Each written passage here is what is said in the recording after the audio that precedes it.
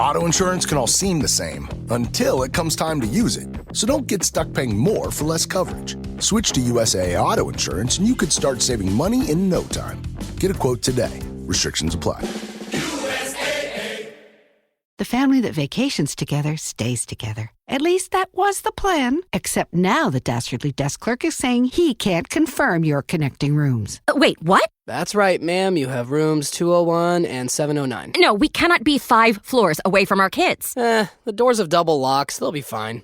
When you want your connecting rooms confirmed before you arrive, it matters where you stay. Welcome to Hilton. I see your connecting rooms are already confirmed. Hilton, for the stay. This episode is brought to you by Skinny Pop Popcorn. Perfectly popped, endlessly delicious. Oh, so light and crunchy. Skinny Pop Original Popcorn is the snack you've been searching for. Made with just 3 simple ingredients: popcorn kernels, sunflower oil, and salt. Snacking never felt or tasted so good. Perfectly popped, endlessly delicious.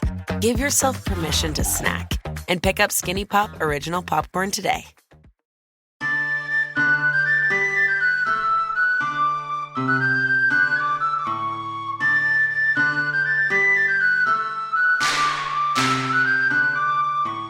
Hey all you heroes, hawks, heralds, crows, pirates, and wardens. Welcome to the Dragon Age Lorecast, where we unpack, discuss, and galaxy brain about all the lore behind the Dragon Age series. We are so excited to bring you this podcast. Every episode, we'll be talking about a different topic in the Dragon Age universe, from character deep dives to exalted marches and elven gods. We will cover it all. There will be spoilers. And always remember, swooping is bad.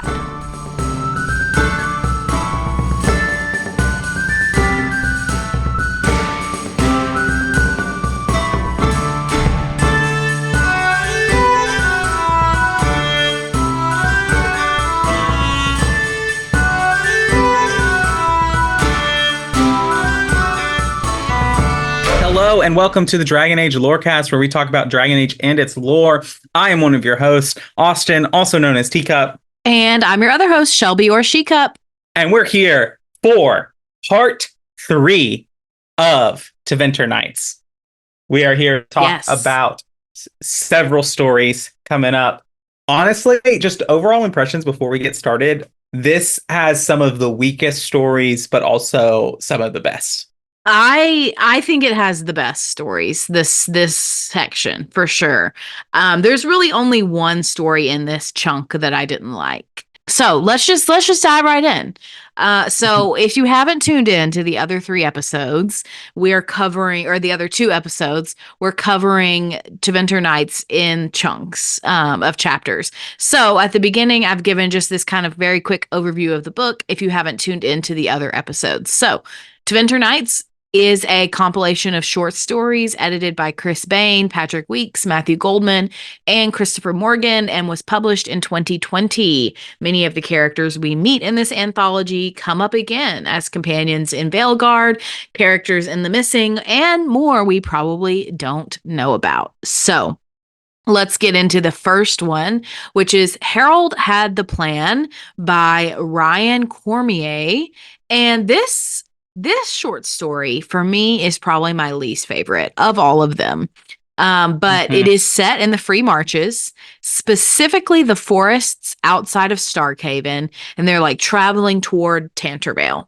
So, in summary, Barv and Alim, 2 Lords of Fortune, along with a hired brute named Panstott, are pursued by guards after they steal an amulet during the Grand Tourney. Barv bemoans and remembers their friend Herold, who is the initiator of this plan, throughout the story, hence the title of the story, Herold Had the Plan. Barv and Alim soon learn that the reason the guards erupted into a frenzy as they were just leaving the Grand Tourney is because Panstott stole the legendary sword, the Celebrant, which is given to the winner of the Grand Tourney. He stole the sword as payment to an Orlesian woman named Lady Lucy, who had promised to find his alleged Grey Warden sister. When they realize what had happened, Panstott runs from Barv, Aleem, and the guards. They give chase, and they find that Panstott had found Lucy just before the guards reached them all. It turns out Lucy is the widow of the previous Grand Tourney winner, Jacques Gallet, who was murdered. Lucy feels that the celebrant should not be given to the new winner of the Grand Tourney since Jacques isn't there to relinquish his title. A melee ensues, Panstott is killed, Lucy is arrested, and Barv and Aleem are both mortally wounded. The guards exit, leaving Barv and Aleem to die, but the amulet that they had stolen healed Barv's wounds. It cannot bring Aleem back from the dead, however. After he wakes up, Barv goes to the meeting place to give the amulet to a squire that Herold had set up. The squire is none other than Vea, who you can meet in the Knight Errant comics. Ultimately, Barv realizes that this job is a charity job with no money coming his way. Herold contacted Vea to bring the amulet north to Tevinter to help ease the chaos that was brought about by the war. They make a toast to Herold before parting ways. And that's the end of the story. So main characters are Barv, Aleem, Panstott, Lady Lucy, and Vea. So thoughts, reflections, themes, lore, thoughts you have. Yeah, this is definitely my least favorite one just because I didn't really care. I didn't find any of the characters really that intriguing to me. I do think that it is at least well constructed. Like the narrative isn't bad. I don't think like there's nothing that I read when I was in there that's like, this is a terrible sentence. Like, why would you write this way? Or this is like, it's well done. I just don't care about it. The things that intrigue me about this is like this war in Tevinter, the Qunari invasion of Tevinter, and like the city of Ventus like comes up over and over again in these stories, at least twice. Ventus is twice, but like, so I feel like that's a big theme. This story helped really paint it for me as a whole Thedas problem. Like the Qunari invasion of Thedas invasion of Tevinter is a whole Thedas problem, not just a Tevinter problem. Yeah, I definitely think that's a good call out. I just don't know why when we are in a compilation titled Tevinter Nights, why the hell we're in the free marches. I think that the real strength of this chapter is they are showing us what Lords of Fortune look like and what Lords of Fortune do. You know, Herold, Barv, and Aleem are all Lords of Fortune, and they have different strengths. They have different specialties, and we're seeing that in this chapter. And so I think that is the main reason it's included, because we know that we can be a Lord of Fortune in Veilguard, and we know that we will have Lords of Fortune as a companion. So I think that is really the reason why it's included. But honestly, I don't have a lot of lore or thoughts or reflections, because to me it's not relevant. Yeah, I agree. It's just a moment, you know? But the one thing that I will say is the entire time I pictured Panstott as like this Russian hulking like weightlifter guy. So like I don't know if anybody has watched the movie, what is it called? The Black Widow movie. Is it just called Black Widow? It's just called Black Widow. Where it has her dad. Yeah. The guy who's like the fighter or whatever. That's how I pictured him. Yeah, I can see that. But yeah, that was about all I had for this chapter. So let's move on to ratings because they're probably going to be the lowest of all of them. For me, this one was a 2. Yeah, I gave it a 3 just because I didn't think it was that like poorly written and constructed. But I mean, for my enjoyment as a 2, overall as a story, I think it's a 3. I also think, just before we move on, if this story had come at a different part in the book, I think I would have rated it higher. But it's sandwiched in between some really great ones. So I think that that's another reason why it's hard. Yeah, it reads like a beach episode of an anime. Like, yes. But like really good beach episodes still have like really important character development that happens. Mm-hmm. And so that's kind of what I feel about this. That's fair. All right, well, let's move on to the next one, which is one of my favorites. Just gonna admit, this one is called An Old Crow's Old Tricks, and it's by Aaron Lebray. It is set near the Nosen Sea in Tevinter. And in summary, Lesef is an elderly, unassuming, unthreatening old woman who dresses in rags. She's also an Antivan Crow. We follow her as she takes down multiple Tevinter soldiers. First is Chensel, a female soldier who's been scamming Old Nan, aka Lesef, out of money for the past few weeks. Chensel is violently racist against the elves. Lesef tries to sell her a valuable hollow wool scarf, but Chensel thinks that she's too good for a Dalish-made item. And so Lesef finally gets Chensel just to try on the scarf, at which point she strangles her with it. Lesef then goes to assassinate the duo Penteri and Celentin. Penteri is the leader who's training Celentin, who's failing at learning to be a soldier. Just frankly, he's terrible. Penteri has decided to release or fire Celentin from his duty when Lesef attacks. She easily kills Celentin, putting Penteri off guard.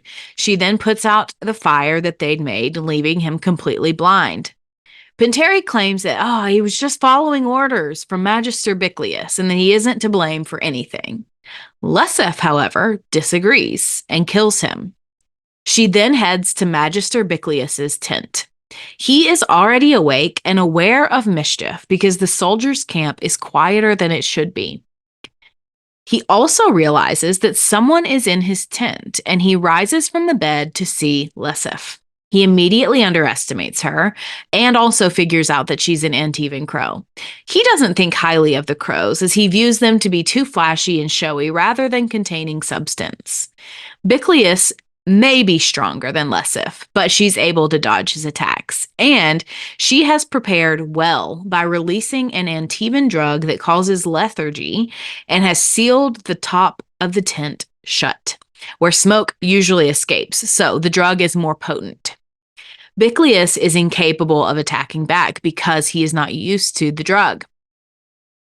As Lesef leaves, the lamp ignites the tent on fire, which kills Biclius. Her contract on these 4 soldiers is retribution from Dalish clan Oranavra.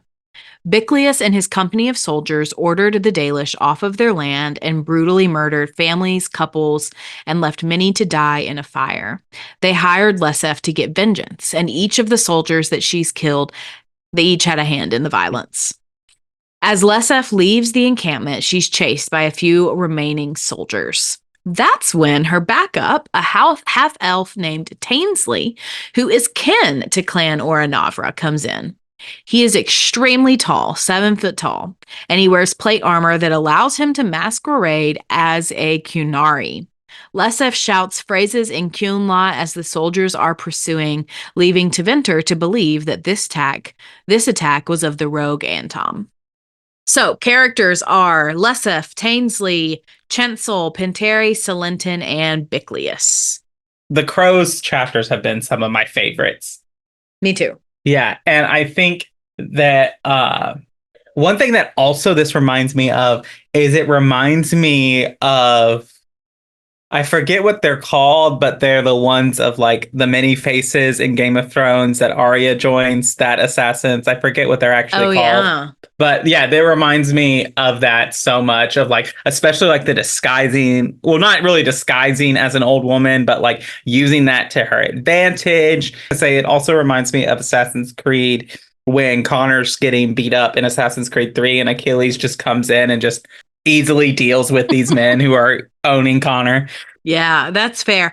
I think the thing about it that reminds, or the thing that I am thinking about this chapter is, I very much agree with you about the Game of Thrones reference, because it's very much these characters, these crows, because I assume Tainsley is also a crow. They are using their physicality, they are using who they are in order to provoke or in order to pull one over on these unsuspecting people. And so it's really intelligent. It's really I would say sophisticated assassinry almost. I think a lot of times it's like, oh, well, let's just slink around in the corners. But I think when it comes to Tevinter, you have to be a little bit more smarter than that. And like, it's very like obvious. And like, if you go in, if you just want a really interesting reads, the short story As We Fly, this one, Eight Little Talons, and then there was the Wigmaker's Job, like all of these things that have these crows in them is so like they're some of the best stories that I've read, and they're so interesting. But it's also so interesting to read because it hasn't been like really long. It's been a long time since I've read stories of like this person obviously like has a 20 score in wisdom and perception for their abilities. Like they're so aware of everything going around them. And that's really true in Eight Little Talons. And just like their powers of deduction and everything and going through that, it's just an excellent ride. And I think that the looks we've gotten into the Antivan Crows is super interesting. Yes, I fully agree. I said last week that there is the rereading Tevinter Nights has convinced me that my starting faction in Veilguard will be a crow. But also another thing that I'm just like realizing is these chapters very much the thing that I am reflecting on the most is their competency.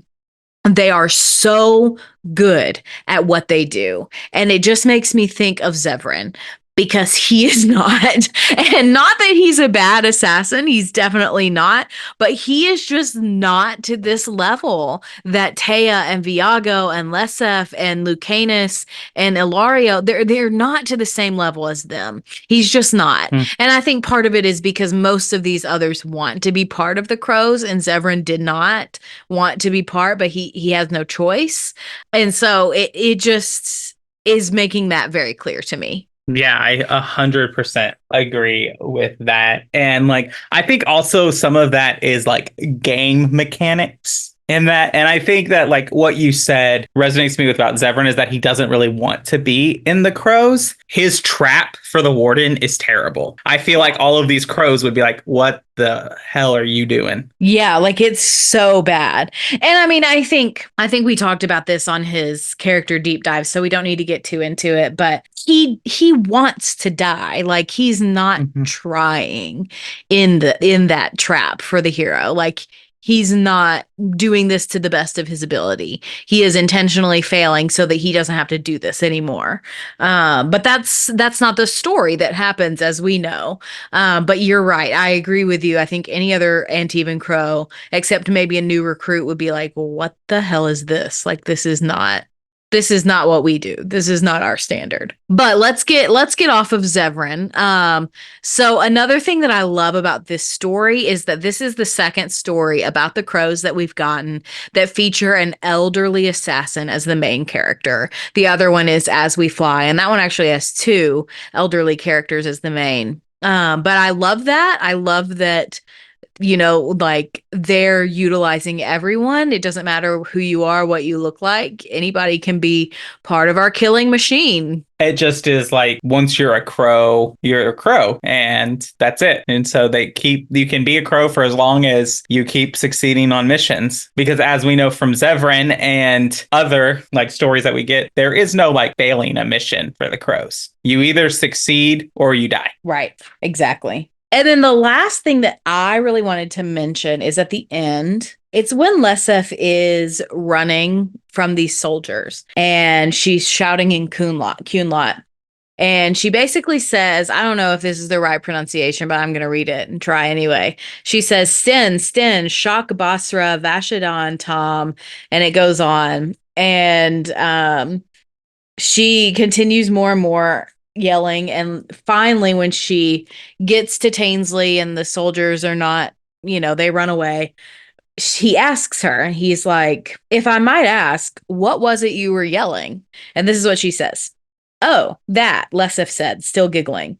I'm pretty sure I said something about how the sweetbread was burning. I was thinking about cookies. And so to me, it's like, okay, well, first of all, we're talking about Sten here. So, like, she's saying the word Sten, which we know is a rank. But the fact that it's paired with a quote about cookies is like, this is clearly a Sten reference out of like the universe for us. It is a reference. So I thought that was funny and cute. That is really funny.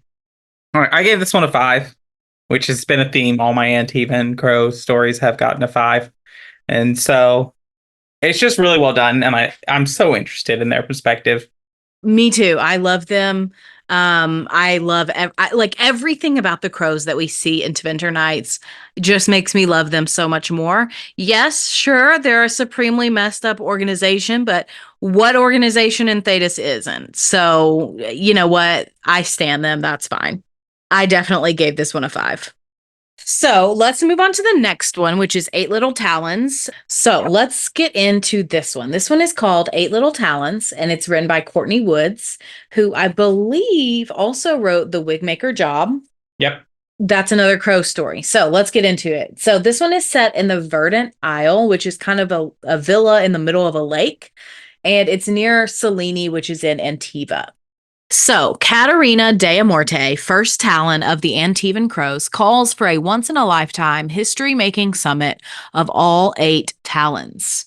The 8 Talons are Katerina de Amorte, first Talon, Dante Balazar, second Talon, Lyra Velisti, third Talon, Emil Cortez, fourth Talon, Viago de Riva, fifth Talon, Bolivar Nero, sixth Talon, Andaratea Cantori, seventh Talon, and Julie Ariani, 8th Talon.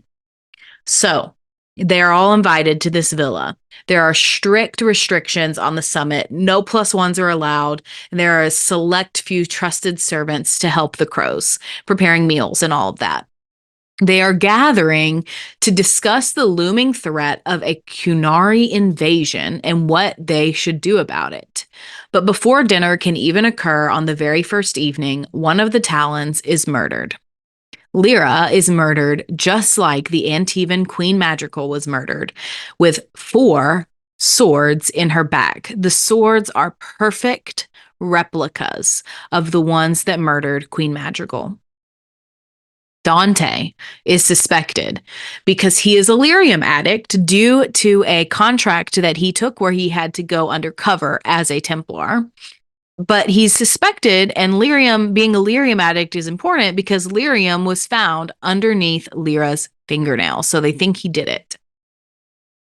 The servants were killed next via poison, like a Tower's Age crow contract where they were hired to eliminate the highest members of the Templar Order in retribution for covering up a mass rite of annulment. Next, Julie Ariani was murdered by the severing of her vocal cords, just like the murder of Carlotta Montevecchio, a famous performer called the Songbird, who was murdered by a rival soprano who took out a contract from the Crows on her. Dante is yet again suspected of killing Julie, as Julie was the former/current, it's a little unclear, lover of Lyra, who it's revealed was secretly engaged to Dante. So Dante is not looking good right now. He becomes more and more of a suspect. They get Dante, Viago, and one of the other ones. A bunch of them get confined to their rooms because they can't be trusted. They're arguing, etc. Pretty soon, Dante turns up murdered himself. His body is found by Taya and Emil, and he's been hanged from a sheet outside the villa. And this is just like when Prince Estefan of Antiva was murdered by his lover's husband because he was sleeping with married women. So all of the murders bear striking similarities to historic and influential past murders by the Crows. After Taya finds Dante's body, she realizes that Viago is in danger because she wonders what happened to Prince Estefan's, the woman he was sleeping with. She was poisoned. And so Viago has been in his room, confined, and she realizes he's probably being poisoned right now. And so she rushes to his room. And she was correct in her assumption. She realizes that he has been bitten by the venomous adder, which is a snake, which is even more ironic because Viago is a master poisoner. That's his specialty.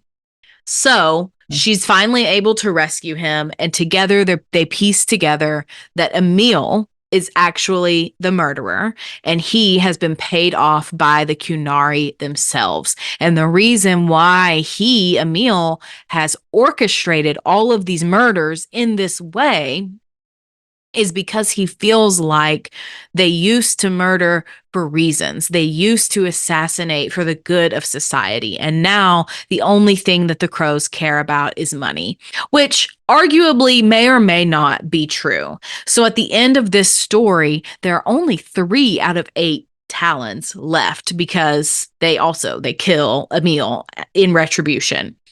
So it's Taya, it's Viago, and it's Caterina de Amorte. And those are the Talons left. So what are your reflections? What are your thoughts? I think we're going to be talking about this one. My first thing that I want to talk about, just kind of is like Emil's kind of thing about the Talons used to murder for reasons. And he says, direct quote, is that the Talons started as a way to protect the Antivan people, which again is another parallel to the Assassin's Brotherhood from Assassin's Creed, who also get corrupted and like power and kind of lose sight of what they're supposed to be doing. And so I found that interesting. Obviously, like this was a really good like whodunit, because I was like, okay, I don't think it's Delamorte, because I think that she's gonna, like, as I'm reading it, trying to figure out who's behind this, I was like, I don't think it's the lead Talon, because I know that she is Lucanus's grandmother, and I don't want more family drama. So maybe I was just believing that it wasn't her, rather than going with the evidence. And then I pieced together that it was Emil in that conversation when he was talking about that. Oh, I believe that we used to murder for reasons, like we used to protect people. I was like, oh my gosh, he's doing this for some reason. Maybe he's made a deal with Qunari, maybe he's done whatever, but he's doing this. He's the one who is killing all of these people. My other thoughts is I love Taya and Viago's relationship, their banter, their flirtation, everything about it is hilarious to me. Very much agree. Love them. Yeah. Yeah, I also like this whole like structure of the crows in this, because I think this is the first time that we actually like see the kind of structure of the crow in play. Like I think in a couple codex entries we've like gotten reference to a Talon or other things like that, but this is the first like time we like actually see it. With that, I just really like appreciated like how all the family things work, whether you and I knew, again, like I knew that because of Zevran, but like just seeing all of that and like the drama between the families and all that stuff was really interesting for me too. Yeah, speaking on that, I agree. It was so interesting to me, like, okay, the dead Talons, the ones who were murdered, are gonna be replaced by their heirs, obviously. Number one, more than half of the Talons are going to be new. And sure, they may not be new crows, but they are new to the role of being a Talon. And I think that's going to significantly weaken their order, which is going to be scary in Veilguard. But also, in addition to that, as a result of Emil's betrayal of the crows, his entire house is going to be wiped out. So House Cortez will no longer exist. Like he'll be struck from the record. And so to me, I'm just kind of like, that's so extreme. But also I get it, because like if they were going to let House Cortez stay, the people coming up would probably, want to attack the other crows for vengeance. But at the same time, that may happen. They may have allies elsewhere, whatever. But just that whole thing was fascinating to me as well. And then the last thing I have to say about Talons is the role of their order. Like Caterina being first Talon means that she's in charge. Like she's number one, she's on top, she's the president, she's the CEO, girl power all the way. It's Caterina number one. but implies that the next ones are the ones in order. They're the ones of importance.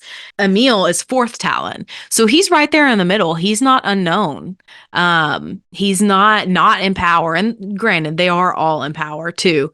But the other thing that I'm wondering about with the role of the Talons is Taya is seventh Talon and Julie is eighth Talon, and they make a comment in the book in the chapter about Julie is trying to make up for Zevran's failure to kill the hero of Ferelden.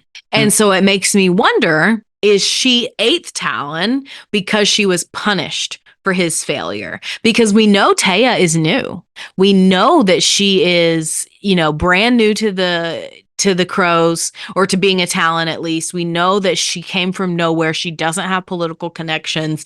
She really has pulled herself up by her bootstraps to get to where she is. So it makes me wonder if Julie was demoted for Zevran's failure. And that's why Taya's seventh Talon and Julie's eighth Talon. Right.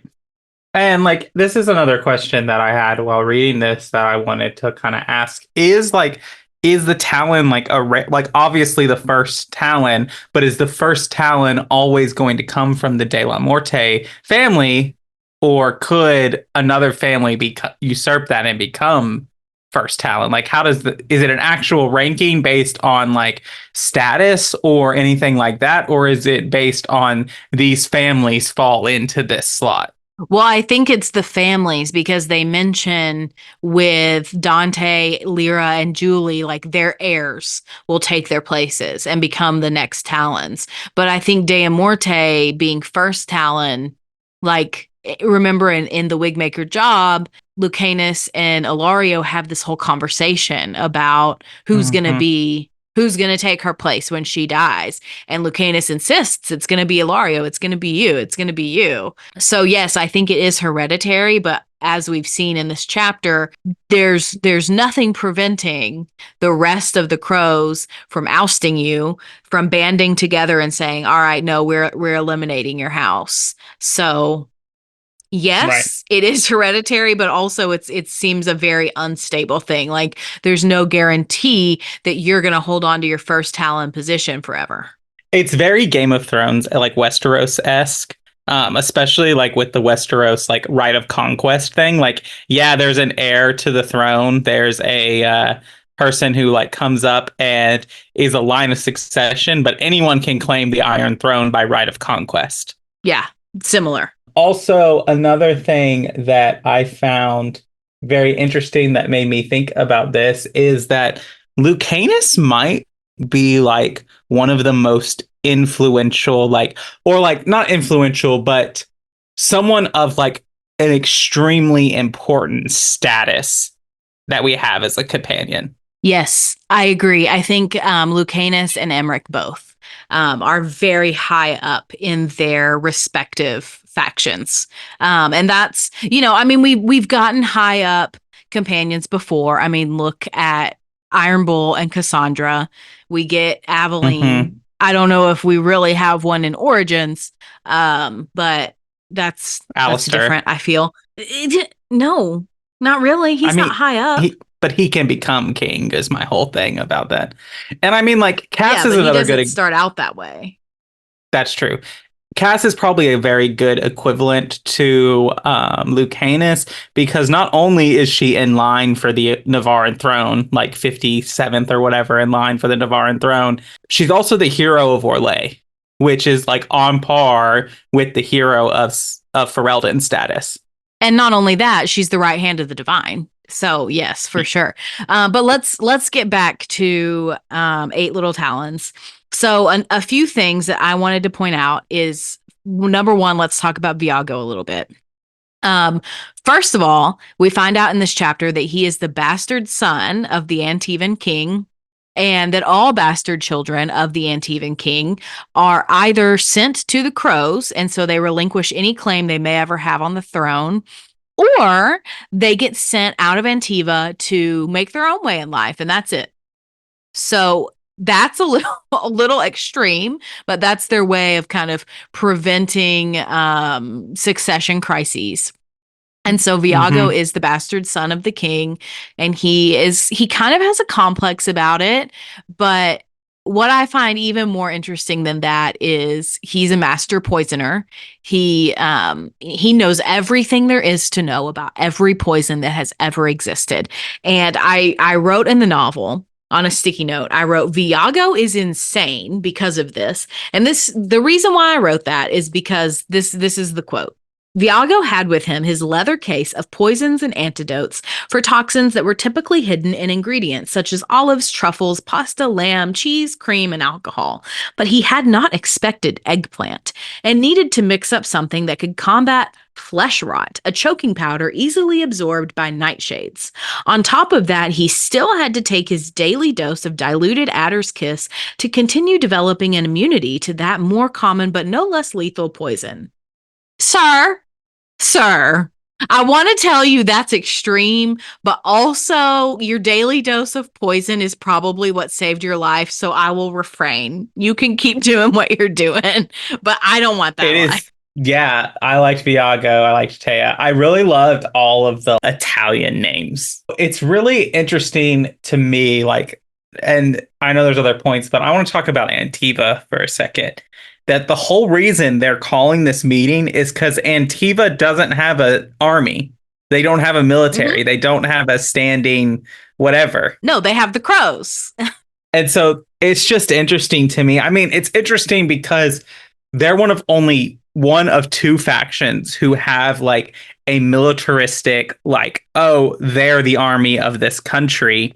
And that's the Grey Wardens in the Anderfels and the Antivan Crows in Antiva. The other factions are just loosely related. I mean, obviously you have the Chevaliers in Orlais, but they're an official part of the military. But there are soldiers who are not Chevaliers in Orlais. But yeah, they are the army of Antiva. So it very much puts them in a precarious position because we know that there are already settlements in Ravane, which we'll talk about after the mid-break, that are controlled by the Qunari. So Antiva is in a very vulnerable position, especially when Ferelden is just south of them.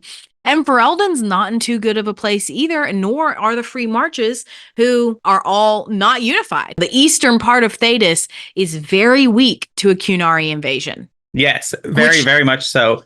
One thing that I really enjoyed about this chapter overall is that every plot point makes complete and logical sense for all the players in the story. And even the Qunari in this thing, of course, this is how they would ascertain that this is how they need to conquer Antiva. Because honestly, if I was the Crows and I was thinking, I'd let the Qunari move in and occupy Antiva City and think they won and then hit them from the shadows. Let them establish their power and then start picking them off when I have the advantage of hiding in the city, a city that they don't know. And I can turn the people to my side because they're against an oppressor. So it makes perfect sense that the Antom would make a deal with Emil to weaken these Crows. And then this will be a peaceful transition. Yeah, I completely agree with that. And it also makes sense because the Antom, the Ben Hasrith are not with them. It's just the Antom, the military faction. They do not have their military spies. And so they cannot do the things that the Crows can do to them. They cannot infiltrate Antiva and gain information without it being obvious and suspicious. So they are operating or would be operating in a very precarious, very inferior position if they were to go into Antiva. And I think they know that. Yes, very much so. Another interesting thing that I wanted to bring up is, I don't know if diversity is the right word, but just the demographic breakdown of the Talons. We have several elves. Taya is an elf. Bolivar is an elf. I think Julie Ariani is an elf. And the rest are human. So about half of the Talons are elves. But there's no Qunari and there are no dwarves, which is interesting to me. Maybe there are crows who are dwarves and Kunari, but there's just not Talons and we just don't know about it yet. But I would think for an assassin organization that they would take anyone they could get, and they would specifically recruit the dwarves, the elves, and the Kunari because they want to be able to reach out and take contracts in different places and send people who may have openings based on what race they are. So that was kind of something that stuck out to me in this chapter, that there are no dwarves and there are no Kunari in this episode. Which makes sense because for assassin-y spy factions in Thedas, you have the Bards of Orlais, you have the Dwarven Carta, Antivan Crows, and the Ben Hassrath. You're forgetting one. The Tevinter Sakari. Oh, the Sakari, which we'll talk about after the mid-break. At the end. But yeah, so it's interesting. It makes sense. One, what dwarf is going to go join the Antivan Crows? Though I could see a surface dwarf, maybe from the warrior class or the smith class, going to the Antivan Crows. That, if they got banished to the surface, I could see them taking that route to okay, I'm going to rebuild my name and honor in a different way. Yeah, I agree with you about the dwarfs. Most dwarves who are going to be assassins are going to go to the Carta. But I think it's interesting that we don't have any Kunari in the Crows, at least as far as we know, because there are already a higher population of Kunari Talvashoth in the Antiva Ravane area because of the settlements that the Kunari have made in Ravane. But I just have one more thing that I want to say about this chapter, and then we can move on to our mid-break. And that is that this chapter for me has really established a theme of conscience. There are several Antivan Crows that we've met throughout this book that have a conscience. Taya and Lucanus and Viago, but especially Taya and Lucanus are at the top of the list. They have a conscience. They are thinking about how their actions may affect the little people. And frequently, their fellow crows are not punishing them, but calling them out for that's not what the crows are. So it makes me wonder if the crows are not also going to go through a kind of shift to where, hey, we do care about the little guy. Hey, we are not going to just randomly kill witnesses because they saw us. It makes me wonder if with the new 5 talents that they bring in, if they will be a little bit more aware of those kinds of things. Yeah, I definitely agree. Tevinter Nights, the book as a whole, and especially this chapter, really shows to say that Thedas might be safe after the Inquisitor beats Corypheus and seals the breach and does all of that. They might be safe from demons, but they are very much a fractured continent. Yes, very much. Everyone's fighting. Civil war is brewing everywhere. All right. Well, let's talk about our ratings, which is going to be quick because I already know we both agree. This is a 5 for me. Again, if I could rate it more than that, I would, but this is a 5 for me. Easily. Same. I have no notes. Yeah, this is perfect. I'd want nothing more. So I guess let's go to the mid-break. All right. eBay Motors is here for the ride. With over 122 million parts, you can make sure your number one ride or die stays running smoothly. Brake kits, LED headlights, bumpers, whatever your baby needs, eBay Motors has it. And with eBay Guaranteed Fit, it's guaranteed to fit your ride the first time, every time. Plus, at these prices, you're burning rubber, not cash. Keep your ride or die alive at ebaymotors.com. Eligible items only, exclusions apply. The family that vacations together stays together. At least that was the plan. Except now the Dastardly Desk Clerk is saying he can't confirm your connecting rooms. Wait, what? That's right, ma'am. You have rooms 201 and 709. No, we cannot be 5 floors away from our kids. The doors have double locks. They'll be fine. When you want your connecting rooms confirmed before you arrive, it matters where you stay. Welcome to Hilton. I see your connecting rooms are already confirmed. Hilton, for the stay. This episode is brought to you by Skinny Pop Popcorn. Perfectly popped, endlessly delicious. Oh, so light and crunchy. Skinny Pop Original Popcorn is the snack you've been searching for. Made with just 3 simple ingredients: popcorn kernels, sunflower oil, and salt. Snacking never felt or tasted so good. Perfectly popped, endlessly delicious. Give yourself permission to snack and pick up Skinny Pop Original Popcorn today.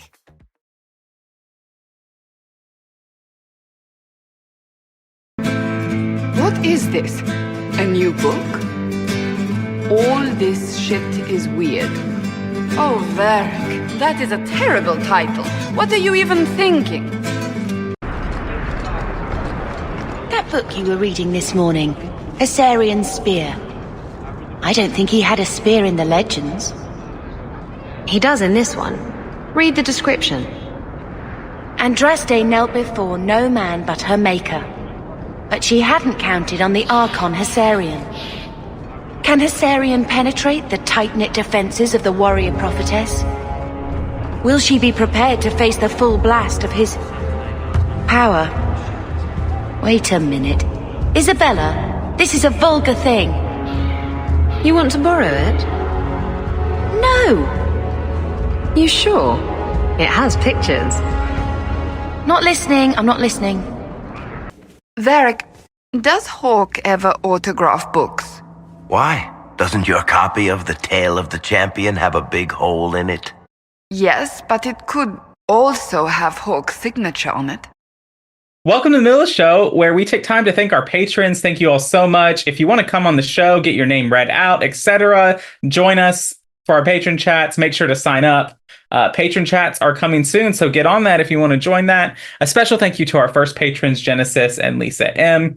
Another great way to support us is to leave us ratings and review on Apple or Spotify. And so I have a comment, I believe, to read today from Spotify. This is from Lewis W65, who says, Lucanus is the Puss in Boots companion we've always needed.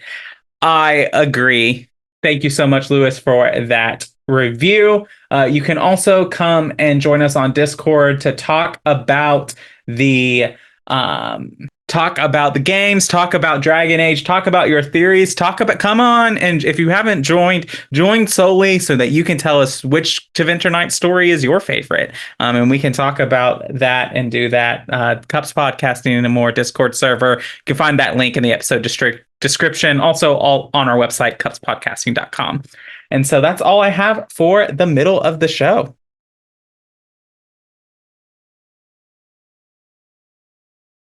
The past years have been so busy. We have earned at least a few moments of rest. A calm night out sounds... Oh, bravo! Bravo!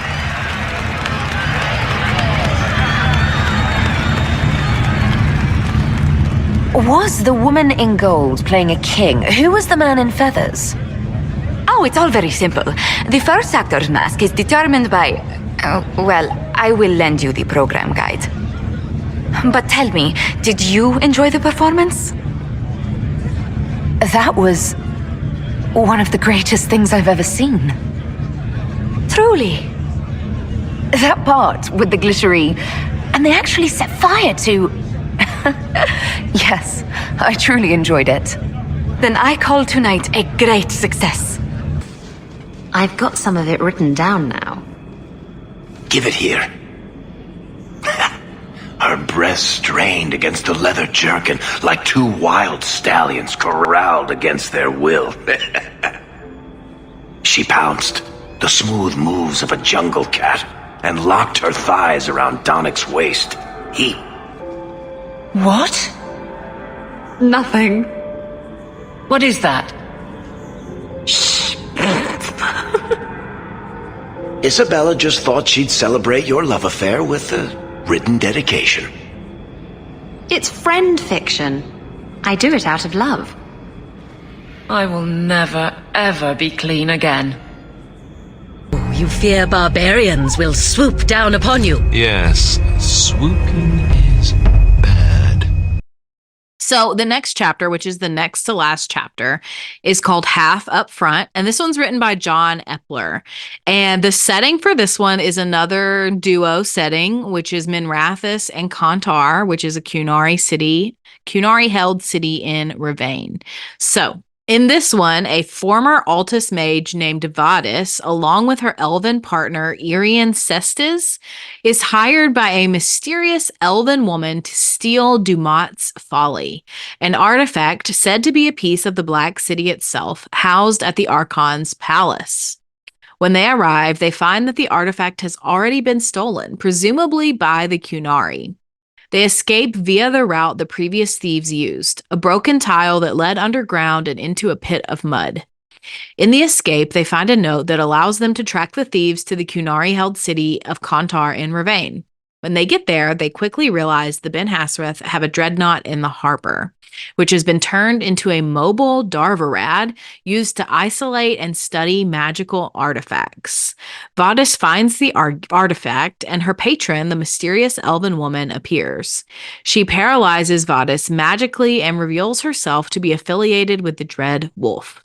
The replica of Dumat's Folly that Vadis found was actually the real one, and the artifact that's on this ship is actually another piece of the Black City that draws magic into itself and then explodes. She sets the artifact off. By hiring Vadis, she attempted to implicate a Tevinter Altus mage in a violent act on the Qunari, which would then bring the Ben Hassrath into the Antom's War, destroying any chance of peace and creating chaos throughout Thedas. Irian, however, neutralizes her, but the elf takes poison to kill herself instead. Using wind magic, Vadis and Irian take the ship far out to sea, more than 4 miles outside the city. They return to shore at the last minute via a lifeboat powered by magical speedboat driving almost. The exploding ship causes minimal damage to the town. Vadis and Irian are brought in front of a Ben Hassrath agent, Gat, who we've met in Dragon Age Inquisition. After hearing their explanation, he revealed that the Ben Hassrath were similarly tricked into stealing Dumat's Folly by an agent of Finn Harel within their ranks. Gat then sends them to a dwarf in Kirkwall who will want to hear their story, and who will probably give them a job fighting back against the Dread Wolf. We know this dwarf is Varric. So that's Half Up Front. What are your thoughts?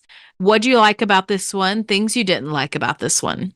I loved seeing Gat again, especially like this is the first time that other than the Huntsman, seeing the Ben Hassrath. And so I just really appreciate the Ben Hassrath like coming into this of like, they're the ones arguing for peace. Like, it's so funny to me, which it makes total sense that they're the cool heads in this whole thing. Like, they're the ones who are saying, just calm down.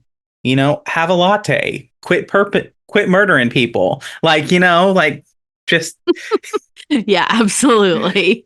I see that Varric is making another appearance, which is going to play a big point in Veilguard, but I'm very curious, what has the Inquisitor been doing? Because the Inquisitor is not in the opening of Veilguard. We haven't had mention of them really in any story. Yeah. We're going to get there, but yeah, I feel like they're just trying not to encroach on anyone's canon, honestly. I agree with that. But it makes me really excited. This chapter made me excited for Veilguard because I'm like, what is going on? Where is the Inquisitor? What's Varric been doing? I want to know all of the facts about that and everything. So that's where I would feel on that. I feel that. The couple things I had to say about this one. Number one, it very much implies Varric is taking on building this army to take down Solus, which is exciting. But secondly, I feel like this chapter almost breaks the fourth wall. There are several times where Vadis is reflecting on Tevinter. And I should also add that this chapter is in the first person. So there's a little bit of that anyway. Mm-hmm. But she reflects on the role of Tevinter, and, she's dating Irian, they're life partners. And there's one moment where she's oh, well, I waited to start a relationship with her until she was out of my family's employ and not a slave anymore. That would just be too on the nose Tevinter for me. And I'm like, is she talking to me?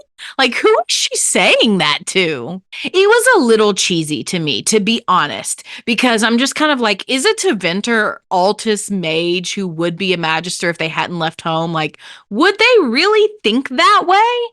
Or is this like our take on it coming through? Yeah, maybe a little bit. Honestly, what I think about this story is I think they compiled this anthology and either Patrick Weeks or someone said, John, you gotta write something more upbeat after Horrors of Hamuk. See, I think they were trying to make like a good Tevinter. Like, okay, we've got Dorian and Maevaris, but everyone else sucks, so let's give them somebody that they'll like. Which to me, I'm like, I really like her. Yeah, so that's probably fair. All right. I like my version better.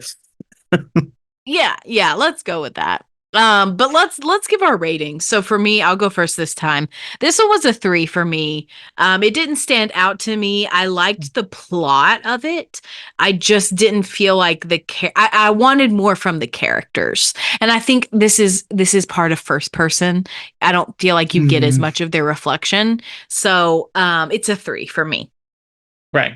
I agree with that. I always dock points for first person because I don't really enjoy it that much. I did give it a 3, mainly because the points in the story made me more think about like Veilguard, which I guess is a little unfair because I probably wouldn't be thinking that had I read this when it came out. But again, it's well done. Like John Epler is a really good writer and I enjoy his writing. And so yeah, I do think it was solid 3. Well. All right, well, let's move on to the last one, which has a lot. So we're diving right in. So this is The Dreadwolf Take You by Patrick Weeks. It's set in Hunterfell, Navarra. So in this one, Charter, a spy of the Inquisition, sets up a meeting of Thadis's best and brightest spies to share information they all have about Solus and his plans to restore the Elven Empire of old. A Carta assassin, an Orlesian bard, an executor from across the sea, and a Mortalitasi meet Charter at a tavern called the Tea House. The Cunari Ben Hassareth and the Tevinter Sicarii are also invited, but they do not show. Each spy is allowed to tell their story. The Carta assassin goes first and says that Solus wants the Lyrium idol, which his Carta assassins, a group of Lyrium-addicted former Templars, and a lone elf retrieved from Meredith's statue. They got the idol via a potion that they got from the elf that melts through red lyrium. Several were killed in their sleep as if in a bad dream. Then the Mortalitasi says that she was attacked by the Dreadwolf himself in the Fade while using the Lyrium idol as part of a ritual with a Tevinter mage. She describes the Dreadwolf as a 6-eyed wolf that was the size of a dragon. He accused her of threatening creation because of how they used the idol. He also cursed her, saying that her life would be forfeit if she bound another spirit to do her bidding. She sits at the table with a bound spirit stirring her tea, so she's already broken that. An army of spirits and demons attacked her as the ritual collapsed. Then the Orlesian bard claims that he was at an auction, went downstairs, and saw the Cunari entering a room that contained the idol. At the same time, a group of Tevinter Sicarii showed up. They all began to argue, which is when the Dreadwolf himself stepped through an alluvion. His presence caused both the Sicarii and the Cunari to run. The rest of the assassins attack the bard for lying, claiming that you can't tail the Cunari without them knowing, and claiming that the Sicarii wouldn't run. They're not cowards. It's at this point that Charter says, "I ask for my life."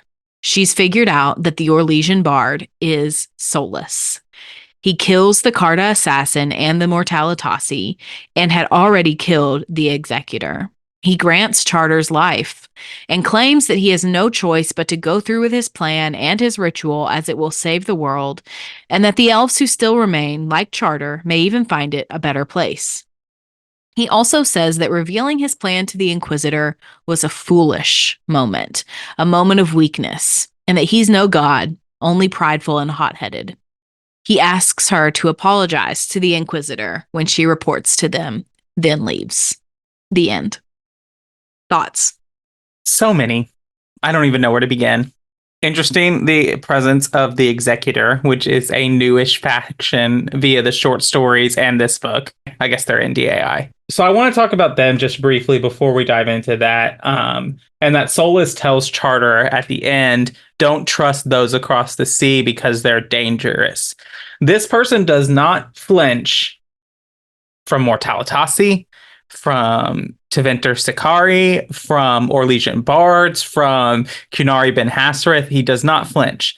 What is so mysterious about these Executors that Solus says they're dangerous? Yeah, I had the same question. I want to know, is it just that they pose a threat to him, or do they actually pose a threat to Thetis? Right. And he kills the Executor first. And like, I think it's less about like, oh, him showing that. I think Solus kills the Executor first to take him out of play. Mm-hmm. Yeah, and it made me wonder, like, did he think that the Executor knew his identity before he even started? I have no idea. But I also found it interesting that the Executor's text, like his speech, was all in italics in the book, at least in my book. Yeah, it was like that for me too. I wonder, like, is he speaking through something? Is he speaking into their heads? Like, I'm so curious about that. That's a really good point. I wanted to talk about Solus's hair because imagining Solus with long blonde hair, curly hair is hilarious to me. Like, I like to imagine it's like one of those wisps or those wigs that also has like a mask attached to it. So like the hair is just like glued to the mask and he like puts the mask on. That's exactly what it is. It says that in the text. Yeah. So funny. Another thing that I wanted to talk about is Solus's story references a number of former characters we've seen before. So, quote, an Avar augur who laughs at a pirate captain's dirty joke, referencing Amund and Isabella, who both appear in the Inquisition multiplayer, who do that same thing. A soberly clad noble from Starkhaven who glares at the Kunari, Sebastian, maybe. An auburn-haired elf whose dagger knot gives her away as an agent of Kunari spies. Like, that's obviously Talus, unfortunately. A withered, unmoving figure who speaks by, quote, means of some magical artifact to order a small boy to moisten its desiccated limbs, end quote. Like, that is obviously Xenon the Antiquarian, no doubt about it. And then the 100%. last one I do think is a little bit more of a stretch, but it just says a warden commander who speaks with divine Victoria. Could this be the hero of Ferelden? All of those are really possible. I like how like everyone tells the story and they have like comments after the story asking questions, and like the Carta assassin goes and the Mortalitasi goes, and they're like, yeah, okay, like let's ask some follow-up questions. But Solus tells this ridiculous story and they're like, nah, bullshit. Yeah, like immediately. First thing, they're like, this did not happen the way you say it did. Like, and he's like, well, yours didn't happen that way either. And they're like, okay, yeah, we embellished and hid a few things to protect ourselves, but like, you're lying, which tracks for him, I think. But it's just like, and that's the reason Charter figures it out. She may have suspected already, but she's like, no Orlesian bard is going to know what an alluvion is. Like, there's just no way. They're just not going to do that. And then the others are like, the Ben Hasrith and Kunari, or the Ben Hasrith and the Sikari are not just going to be like fearful of you because you walked through a door. Like, that makes no sense. A question that I have is, do you think Solus's story does imply that he killed the Ben Hasrith and Templars or Tevinter Sikari who did not show up? Ooh, I don't think it implies that. I think it's possible. I think it could happen, but I don't think that the text we have implies that he did that. No. However, the Ben Hasrith and the Sikari could be part of the ones that were invited, could have been the ones that he killed in his story. But I don't think that the text is implying that, if that makes sense. Yeah, I understand. Do you have more thoughts about this one, or are we ready to move on to ratings and wrap up? I think we can move on to ratings and wrap up, because like the last things I have are about like Solus and like the themes of his character, but I think that kind of goes into an overall wrap up. All right. Well, my rating for this one is a 5. Again, I would rate it higher than that if I could. It's really well done. Yeah, I think a 5 for me too. I did think of one question. I know that there are certain Sullivan people who point to this story as like proof that the Sullivan romance is canon. I can definitely see how you can take that, but I don't think it outright like says like it's not an undisputable point from this story. I think you can take the evidence that way. Yeah, I mean, I think that anyone can be friends with Solus, and I think that he can feel, remorse for how he treats a friendly Inquisitor. I don't think that it necessarily means that Solavellan is canon. I think that's a big stretch. But let's get into some overarching themes and just reflections on this anthology as we close. And I just have a few that I want to go through first, and then you can add whatever you want to the list. So of themes, I feel like there are kind of 4 main themes throughout all of these chapters. Not all of them have all of these themes, but I feel like every chapter has at least one of these. Regret, whether it's past actions or the plan that you're on or the choices you've made, there's regret there. Another big theme is demons and monsters being locked away, ended, or imprisoned, but not killed, not final ending. They're still around, but it may be a while before they come back. Another theme is that the little guy wins, and the reason why is because Tevinter constantly underestimates them. And not just Tevinter, but all of the organizations in Thedas. They underestimate the little guy.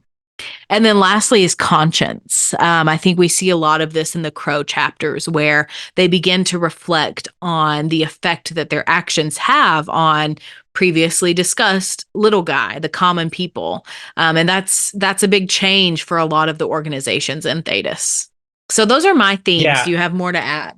I just have 2. I think there is a theme of civil war and unrest across Thedas. Like that's a big theme. Every chapter has something about these different factions moving in all of the factions of Thedas across the board, from the Grey Wardens to the Antivan Crows to the Antom, Tevinter Magisters, everything.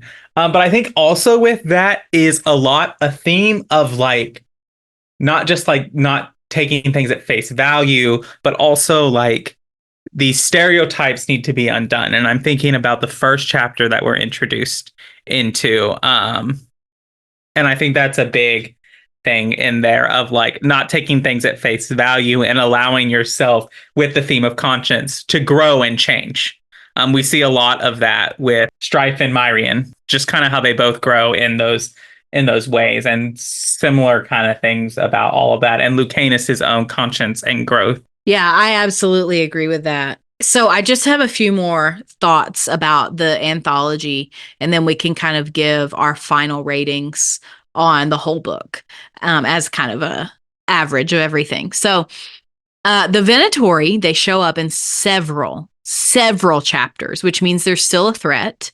And I think we saw them in the Veilguard kind of teaser thing. So I think that they will be in Veilguard too. And then lastly, the last thing I want to mention is just a funny little thing, which we've mentioned before. But 3 out of 5 chapters, there's 15 total, or 3 out of 15 chapters, 15 total. 3 chapters take place solely in Tevinter. 3. 7 out of 15 chapters take place in Tevinter plus another location. So that means about only 46% of this book occurs in Tevinter, and it is named Tevinter Nights. I personally find that hilarious, but I think we have kind of 2020 hindsight right now, because we know, yes, we're going to the Anderfells. Yes, we're going to Antiva. Yes, we're going to Ravain. We're probably going to Navarra, and we're going to Tevinter in Veilguard. So it's very much less of a Tevinter Nights and more of a, hey, this is where we're going in Veilguard kind of setting. But just the statistic of it all makes me laugh. Yeah. Definitely. It's not in Tevinter, and it barely takes place at night. Very true. But I think if we're ready to like move on to ratings, I think this book is floating somewhere in between a 4 and a 4.5 for me. There are some really, really, really strong stories in this book, but there's also some that are just kind of mid. So I think that it is a very strong 4. And just overall thoughts on this. Earlier in the first episode, I asked if you thought this was the most important book to read before Dragon Age: The Veilguard, and you said yes, absolutely. And I, after having read through this journey with you, I 100% agree. Everyone who wants to know more about what's happening in Veilguard needs to read this book. The brief summaries that we have done doesn't even begin to touch the surface. Yeah, and I mean, I think if... yes, completely agree. And like, if I could narrow it down to the most important chapters that you really need to read before Veilguard, I would say it would be Horror of Hormak, The Wigmaker Job, and The Dreadwolf Take You, with 8 Little Talons coming really close up in there too. So those are the most important chapters, I think, going into Veilguard. I'm sure that there will be other ones after the game that were like, oh my God, this had so many things. But right now, those are the ones that I'm like, you guys got to read this. But overall, I agree with you. It's a very strong 4. If I averaged up all my things, it would be like a 4.12 or 4.16. So 4.2 rounded. So I agree with you. I think I would probably rate this a 4.5 overall if I hadn't like done the averages. So I agree. It's a great book, and you should definitely read it before Veilguard comes out. Well, do you have any last reflections, final words that you want to say? I don't think so. I feel like we've talked about it all. All right. Well, thank you for bringing all of this together, and thank you all for listening to the Dragon Age Lorecast. We'll see you next time.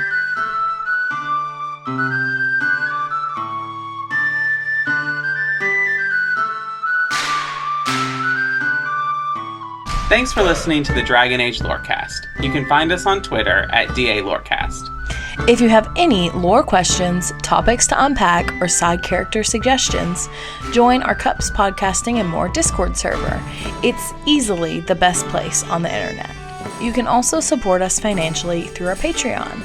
You can find us there on patreon.com/DragonAgeLorecast. The Dragon Age Lorecast is part of the Robots Radio Network. For more information about the Robots Radio Network, join the Discord server via the link in our episode description. If you enjoyed the show or learned something new today, please subscribe, leave us a review, and join the Patreon. And if you enjoyed our intro and outro music, give a big thank you to Pipeman Studios. Thank you, Pipeman. Thanks again for listening to the Dragon Age Lorecast. We'll see you next time.